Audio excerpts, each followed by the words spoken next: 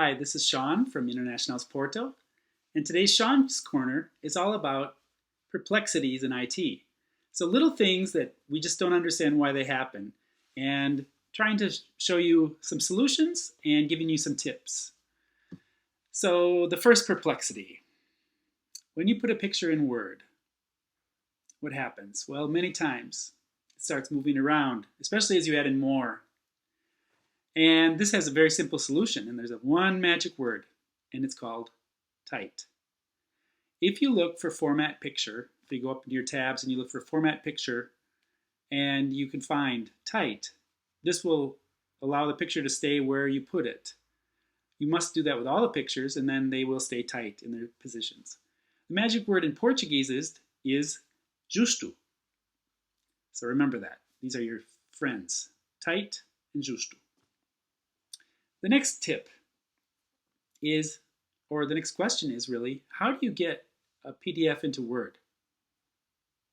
Well, there are different ways. You can do the screenshot, kind of like I was showing you with the movies.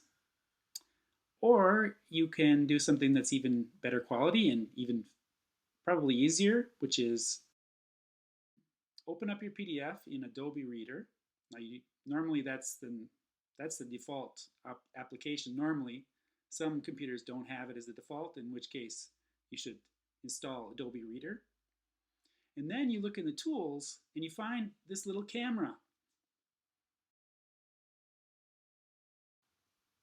And this little camera is your friend because this camera will take a picture of what you select on the screen, and then you can paste it into Word. That easy. Another tool from IT that makes our life a little easier is screenshots. I hope you saw the segment on making a movie prediction activity where we looked at the movie Soar and we took pictures and we put it into a Word document, because that is something that's very good to do, and this can be used for many different purposes, not just for predicting what a movie is about. Another tool is video. I often suggest downloading videos so that you have them, and one thing you can do is put them into PowerPoint, because then you can put a lot of other things there, have questions prior to it. And when we're presenting, especially like at a conference, we should never rely on the internet. So downloading videos is a very important skill to have.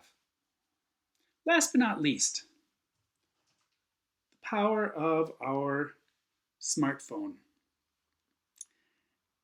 Yes, it's got a lot of power, but it's also very practical, and it can do something very simple, which is instead of using CDs in our classroom, it's a great idea to get your MP3s put onto your iPhone, onto your smartphone or your iPhone, and then using just a little, not inexpensive MP3 speaker. Because this way, you'll never have a problem with a lost CD, a scratch CD, a CD player that doesn't work. And you always have these tools, and they're very light to carry around. So this is another type of skill investment that is really great for helping you as a teacher.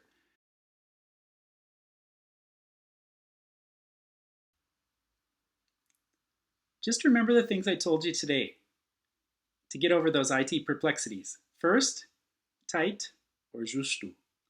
That way your images won't jump in Word. Look for that camera in Adobe Reader. Take some screenshots. Download videos and put them into PowerPoint. And finally, put MP3s into your smartphone. These are just some IT skills that I think are very important for a teacher, that I know they help me, and I'm sure they'll help you. So have a little fun with that, and I hope that these have helped. Next week in Shawn's Corner, we're going to look at a speaking activity using an online tool.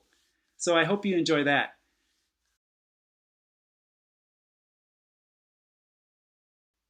This summer is a great time to be working with your IT skills. Well, you have a little extra time, so why not take advantage of it? And we've had a lot of fun in this course before, so hoping to see you take part.